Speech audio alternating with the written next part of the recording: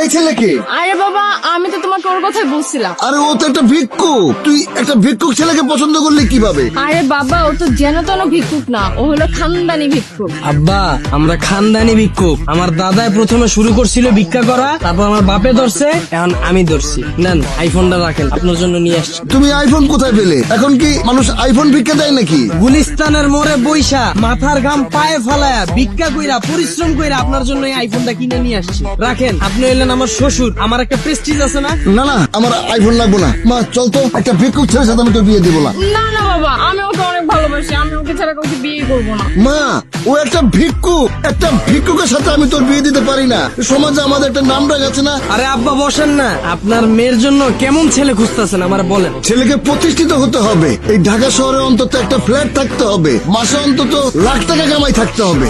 আমার ঢাকায় বাড়ি আছে 2টা, উত্তরায় ফ্ল্যাট আছে 3টা। আজকে বনানীতে একটা বুকিং দিয়ে আসছি, যেটা আপনারা উঠবেন। ভিক্ষা করি দেখে কি মনে করছেন মাসে 3 লাখ টাকা কামাই? আরে আমার সবে বরাতের রাত্রি তো টার্গেট থাকে 5 লাখ টাকা। রোজার মাসের শুরু থেকে ঈদ পর্যন্ত 10 লাখ টাকা টার্গেট থাকে, মাঝে মধ্যে 15 লাখ টাকাও কামাই। আমার মনে হয় আমার এই ইনকামটা আপনার মেয়েরে খুশি রাখার জন্য যথেষ্ট। তাও যদি আপনার কম পড়ে মনে হয়, তাহলে আমি শুক্রবার মসজিদের সামনে বসি না, আপনার জন্য ওইটাও করব। আর কি চাই বলেন?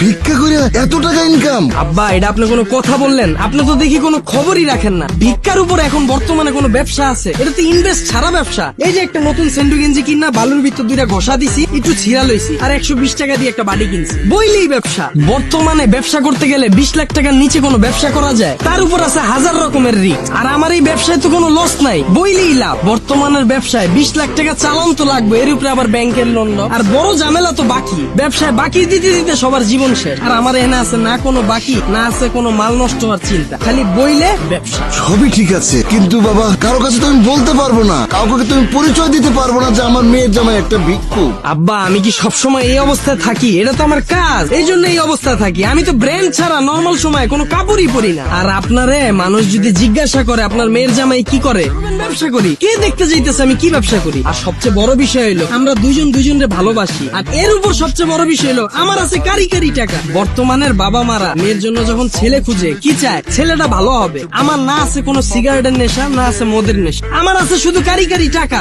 আর কি লাগবে আপনার মেয়ের জন্য বলেন, আমি সব করব।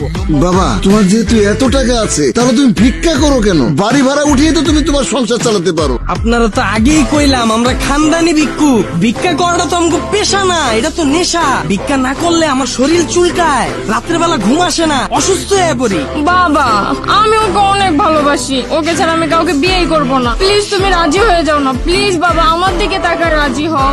আচ্ছা ঠিক আছে বাবা, কিন্তু দেন মোহরটা। আব্বা, এটা কোনো কথা বললেন আপনি? আমার কি কোনো ভাই বোন আছে? আমার যা আছে সবকিছুই তো আপনার মেয়ে পাবে। যাক, সমস্যা নাই, আপনি যেহেতু টপিকটা উঠাইলেন, দেন মোর 1 কোটি টাকা ধরলাম, জান। বাবা বাবা, আমি রাজি। ধরেন এই যে আইফোনটা দিলাম, এখন থেকে নর্মাল মোবাইল চালাইবেন না, আইফোন চালাইবেন, ঠিক আছে? ঠিক আছে বাবা, তোমার হাতটা দাও, আমার এই মেয়ের হাতটা আমি তোমার হাতে তুলে দিলাম। আপনারা অনেকে জানেন গত 10-15 দিন আগেও আমার পেজে শুধুমাত্র 2500 ফলোয়ার ছিল।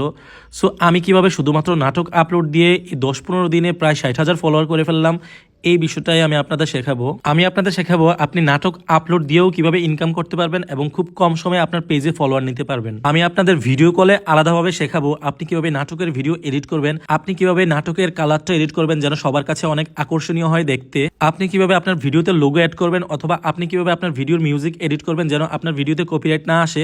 এই সকল কিছু জানতে আমাকে ইনবক্স করুন। অবশ্যই এটা পেড সার্ভিস। আমি যখন আপনাদেরকে সময় দেব, আপনাদেরও উচিত আমার সে সময়ের মূল্য দেয়া। ধন্যবাদ।